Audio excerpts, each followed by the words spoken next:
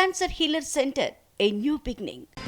Delimitation పై south ఏకం కాబోతోందా? తమిళనాడు సీఎం స్టాలిన్ అందర్నీ ఒక్క తాటిపైకి తెస్తారా? కేంద్రంపై దక్షిణాది రాష్ట్రాలు దండెత్తబోతున్నాయా? అంటే ప్రస్తుత పరిణామాలు చూస్తుంటే అలానే అనిపిస్తోంది. ఈ నెల 22న డీలిమిటేషన్ పై సౌత్ స్టేట్స్ అన్ని కలిసి చర్చించేందుకు చెన్నై వేదిక కాబోతోంది. మరి మన తెలుగు రాష్ట్రాల నేతలు ఆ జేసీ మీటింగ్ కు హాజరవుతారా?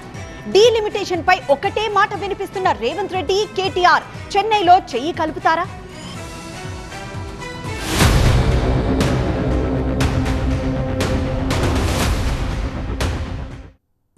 మనం దక్షిణం డీలిమిటేషన్ పై కలిసికట్టుగా చేద్దాం పోరాటం అంటూ ఉద్యమాన్ని తీర్చిదిద్దుతున్నారు తమిళ సీఎం స్టాలిన్.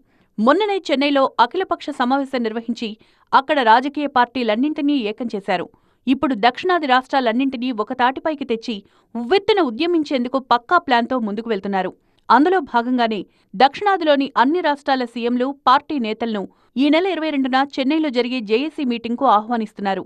రండి చర్చిద్దామంటూ ఇప్పటికే చంద్రబాబు, జగన్, రేవంత్, కేసీఆర్ సహా కీలక నేతలకు ఉత్తరాలు రాసి భేటీకి ఆహ్వానించిన ఆయన ఉత్తరాదిలో బీజేపీ వ్యతిరేక పార్టీలు సైతం చెన్నై మీటింగ్కు ఆహ్వానిస్తున్నారు. ఉత్తరాలు రాసి ఊరుకోవడమే కాదు, డీఎంకే నేతలను సైతం సౌత్ స్టేట్స్కి పంపిస్తున్నారు స్టాలిన్. డీలిమిటేషన్పై పోరుకి సిద్ధమవ్వాల్సిందిగా ఆహ్వానిస్తున్నారు.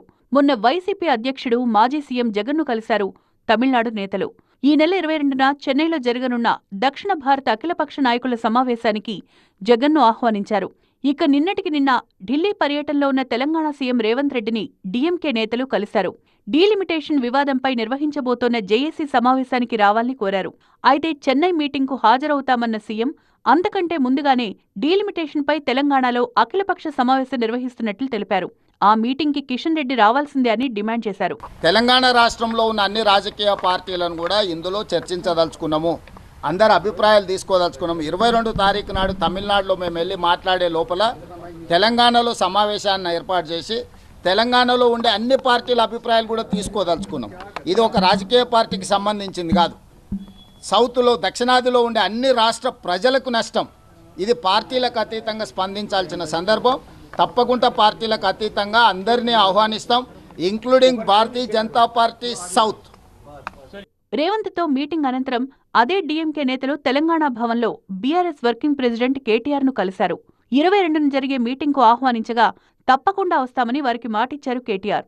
డీలిమిటేషన్పై దక్షిణాది రాష్ట్రాలు ఏకం కావాల్సిన సమయం వచ్చిందన్నారు. దక్షిణాదిని తక్కువ చేసి చూస్తే సహించేదే లేదన్నారు. ఇది ఖచ్చితంగా తెలంగాణ కానీ, తమిళనాడు కానీ అన్ని దక్షిణాది రాష్ట్రాలకు అన్యాయం జరుగుతుంది. దీనివల్ల మన ప్రాతినిధ్యం తగ్గుతుంది అనే బాధ, ఆవేదన అందరిలో కూడా ఉంది. అందుకే ఈ విషయంలో మా పార్టీ కూడా తప్పకుండా అఖిలపక్ష సమావేశంలో మరి పెద్దలు కేసీఆర్ గారు ఇప్పటికే నెహ్రూ గారు వస్తున్నారు అని చెప్పంగానే తప్పకుండా మన పార్టీ కూడా పాల్గొనాలి. మనం పాల్గొని మన వాదన కూడా వినిపించాలి. తెలంగాణ తరఫున కూడా గట్టిగా మన వాయిస్ కూడా వినిపించాలని చెప్పి మరి 22 తారీఖు నాడు జరిగే సమావేశంలో పాల్గొంటాం. మొత్తంగా డీలిమిటేషన్పై ఈ నెల 22న చెన్నైలో జరిగే జేఏసీ మీటింగ్తో సౌత్ని ఏకం చేయాలని చూస్తున్నారు స్టాలిన్. అయితే ఏపీలో చంద్రబాబు మాత్రం నియోజకవర్గాల పునర్విభజన మంచిదే అంటున్నారు. దానికి తోడు ఎన్డీఏలో ఉన్నారు కాబట్టి మీటింగ్కి వెళ్లే ఛాన్స్ కనపడట్లేదు. అలాగే డీఎంకే నుంచి ఆహ్వానం అందుకున్న జగన్ నుంచి కూడా ఇప్పటివరకు డీలిమిటేషన్పై ఎలాంటి స్పందన లేదు. మరి జగన్ హాజరవుతారా? ఏం ఆలోచిస్తున్నారనేది తెలియాలంటే కాస్త ఆగాల్సిందే. ఇటు తెలంగాణ విషయానికొస్తే డీలిమిటేషన్ను అధికార కాంగ్రెస్, ప్రతిపక్ష బీఆర్ఎస్ రెండు పార్టీలు వ్యతిరేకిస్తున్నాయి. ఈ నెల 22న చెన్నై మీటింగ్కు కూడా హాజరవుతామంటున్నారు కేటీఆర్ మరియు రేవంత్. మరి రాష్ట్రంలో నువ్వా నేనా అన్నట్లు వ్యవహరిస్తున్న ఈ ఇద్దరు నేతలు చెన్నైలో చేయి కలుపుతారా అన్నది ఆసక్తికరంగా మారింది.